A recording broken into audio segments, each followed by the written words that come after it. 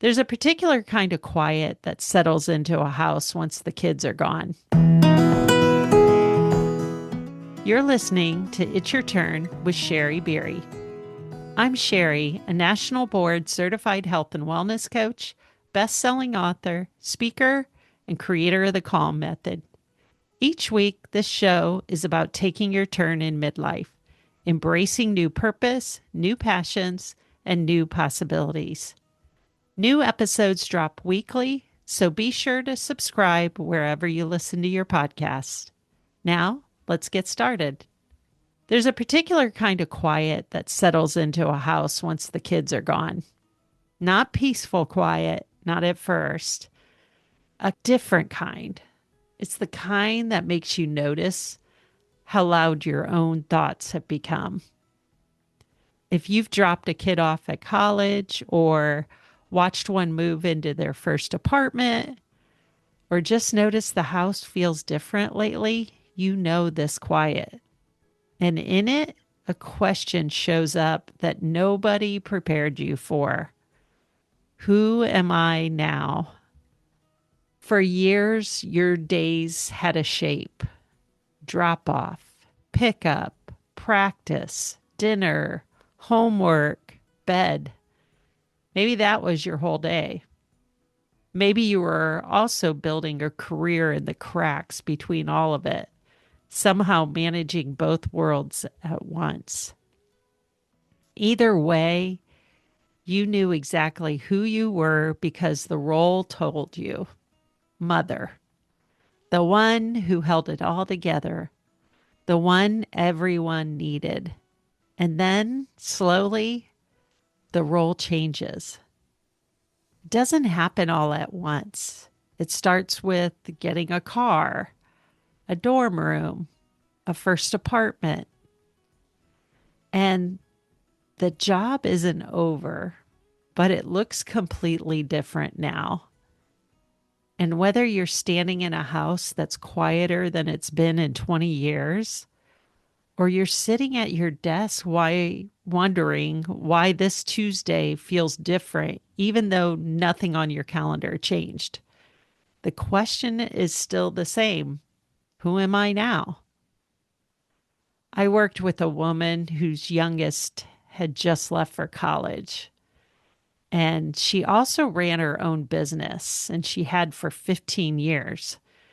She told me, I thought I'd just go back to focusing on work, but the quiet followed me there too.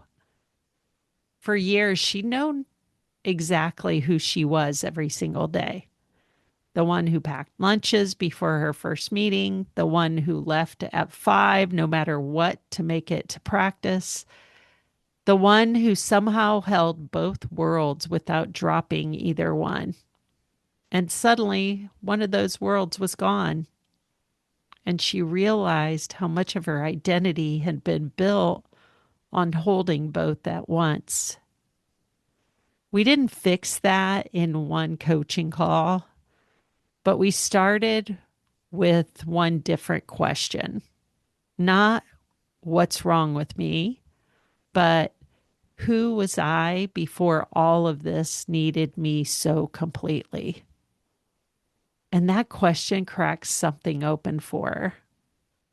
I think it can do the same for you if you're in this spot, whether your days were full of carpool or meetings or both. I really think there's something we don't talk about enough in this transition, and that's that this transition comes with grief. It's real grief. It's not dramatic. It's genuine loss. The loss of a version of yourself that was deeply familiar. The loss of a role that gave you clear purpose even on the hard days. You can be proud of what you built and grieve the version of yourself that built it. Both of those things can be true at the same time. A child who steps confidently into their own life is a child you raised well. And that's really, in today's world, that's something to celebrate. but it's also okay to grieve some parts of that. So, what is this season actually asking you? What is midlife asking you right now? I think we can all kind of take this and think of this as this isn't a loss, even though it can feel like one. Let's look at it as an opening. The woman underneath the role didn't disappear, she adapted. She got really good at showing up for everyone else.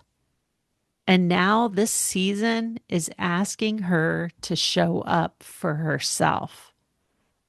That's not starting over. That is coming home. And I often say it, that's coming home to yourself. This is your homecoming. So, something to think about as I close out today is I love to leave you with just kind of a reflection or a question here. But maybe you need to ask yourself this: who were you before this role of mom took over completely? Not who you wish you were, but who you were actually. What lit you up? What were you curious about before the carpool line, the meetings, or both became your whole identity? And as I always say, you don't have to have that answer right away today. Just let that question kind of take you through some curiosity and sit with it. If this episode found you in that quiet, remember the midlife spark type quiz is a good place to start. You can take it at shariberry.com/quiz. The link is always in the show notes. And if you want to go deeper into that exact questions, I wrote about it on Substack. So you can come find me over there at shariberry.substack.com. And that link will be in the show notes as well. So thanks for spending time with me today. Is something in this episode really hit for you, or you just were talking about this with a friend? Send this to that friend. This is how we help one another.